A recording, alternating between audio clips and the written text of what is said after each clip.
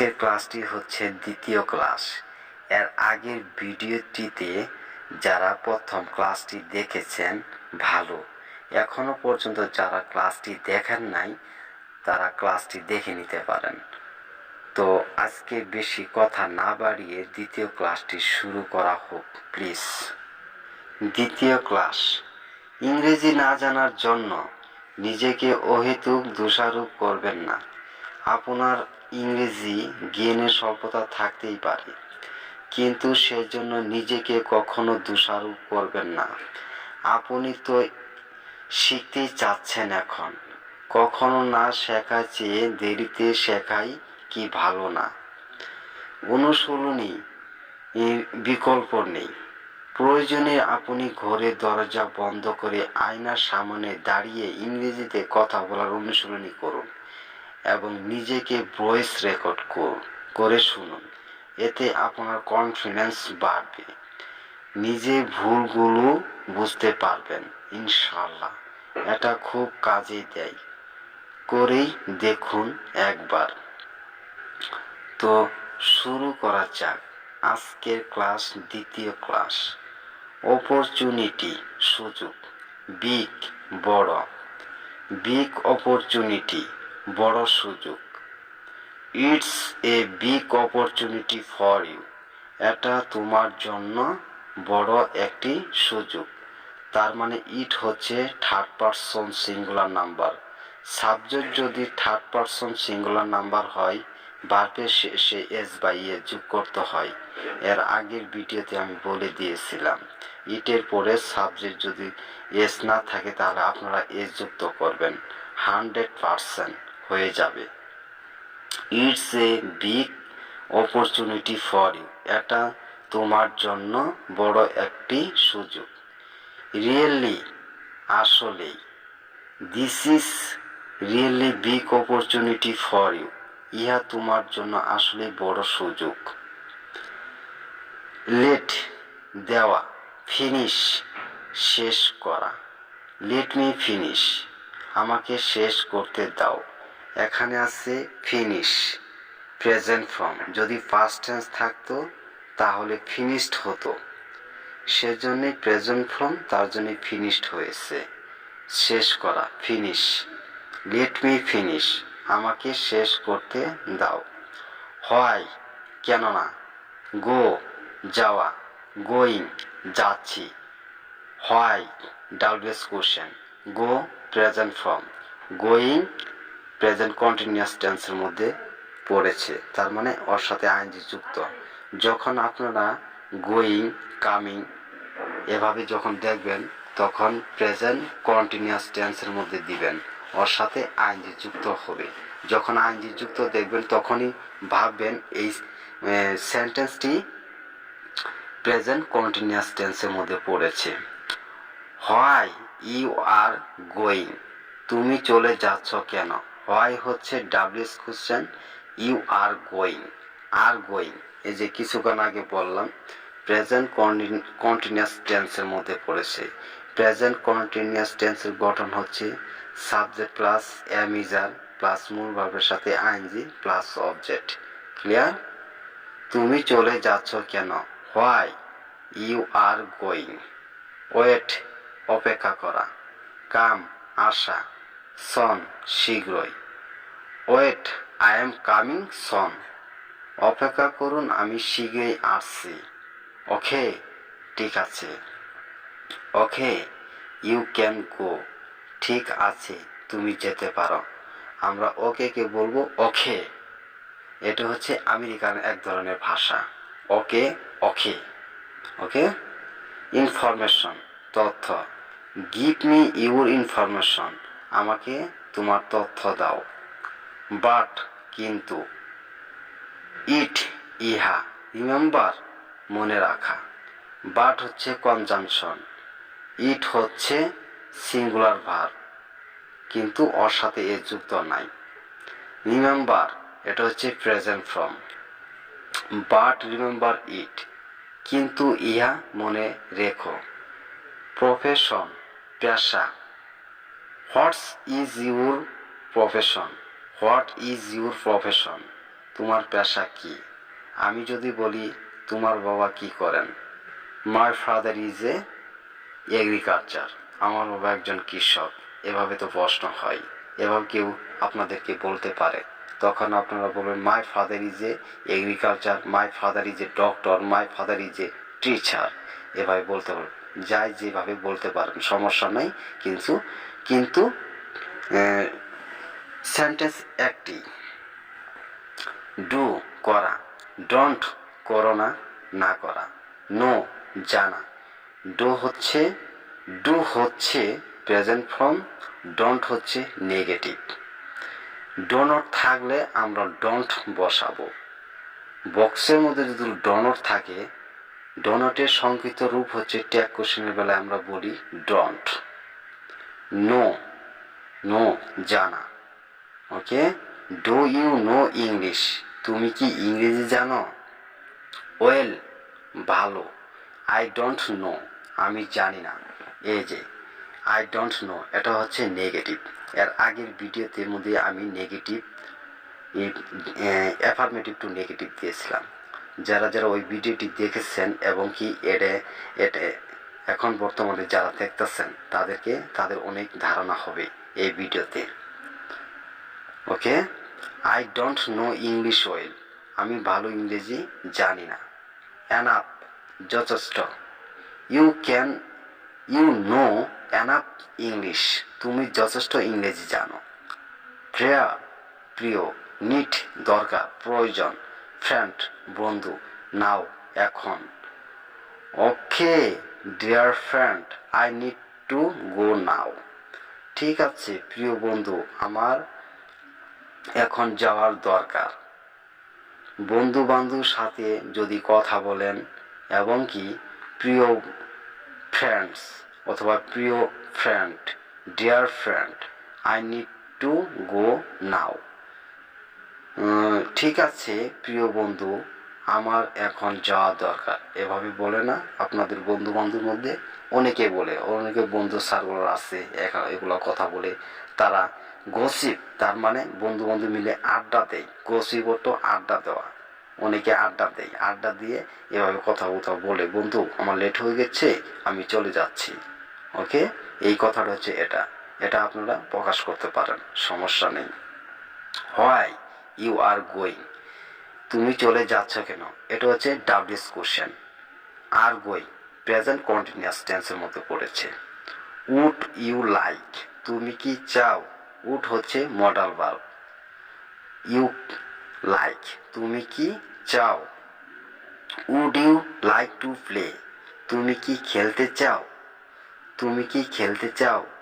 আমি যদি প্রশ্ন করি তুমি কি খেলতে চাও, তখন আপনারা কি বলবেন? ইয়েস, আমি খেলতে চাই। I would like to play.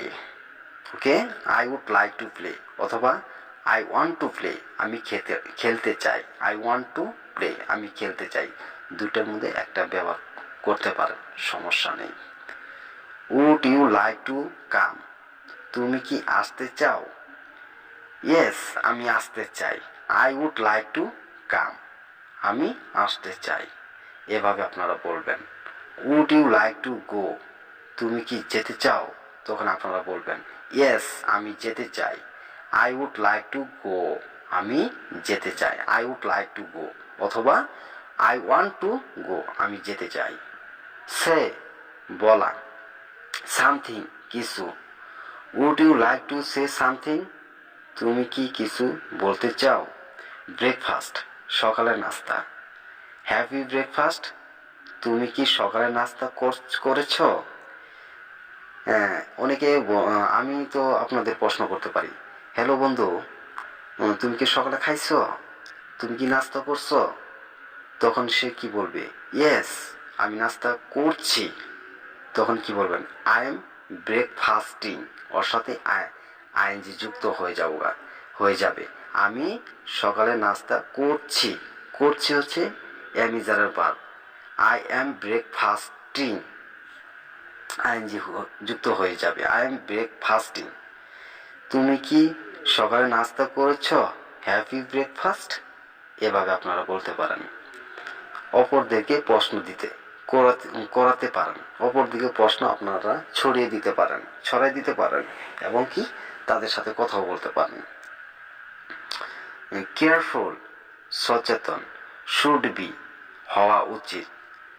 Now you should be careful, এখন তোমার সচেতন হওয়ার উচিত। কনসিডার বিবেচনা, কনসিডার তো বিবেচনা। ইউ শুড বি কনসিডার, তোমার বিবেচনা করা উচিত। আস্কড জিজ্ঞাসা করা, হোয়াই কেন।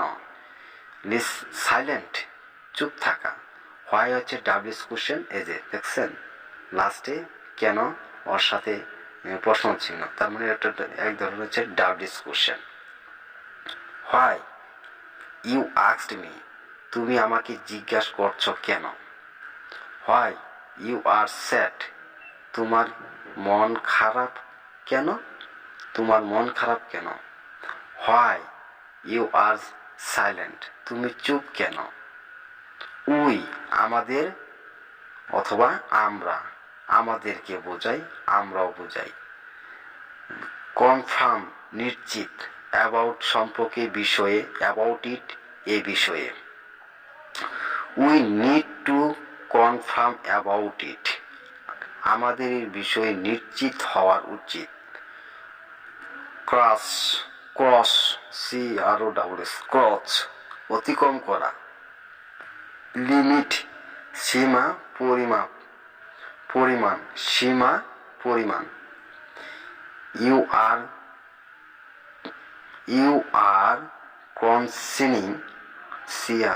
কনসিনিং ইউর লিমিটেড। ইহা লিমিট, তুমি তোমার সীমা ছাড়িয়ে যাচ্ছ। ইউ আর ক্রসিং, এটা হবে ক্রসিং, ক্রসিং ইউর লিমিটেড, তুমি তোমার সীমা ছাড়িয়ে যাচ্ছ। ইউ আর ওয়েলকাম, তোমাকে স্বাগতম। মাস্ট অধিক, ইউ আর মাস্ট ওয়েলকাম, আমাকে অনেক শুভেচ্ছা, তোমাকে অনেক শুভেচ্ছা। ইউ আর মাস্ট ওয়েলকাম, তোমাকে অনেক শুভেচ্ছা। বিউটিফুল সুন্দর। ইউ আর সো বিউটিফুল, তুমি অনেক সুন্দর। ইউ অলসো বিউটিফুল, তুমিও সুন্দর। এখানে বোঝাচ্ছে ইউ আর সো বিউটিফুল, তুমি অনেক সুন্দর। আর আমি যদি বলি তুমিও সুন্দর, তখন আপনারা কি বলবেন, ইউ অলসো বিউটিফুল, অলওয়েজ অথবা অলসো। ওকে। কনফিডেন্স আত্মবিশ্বাস। I have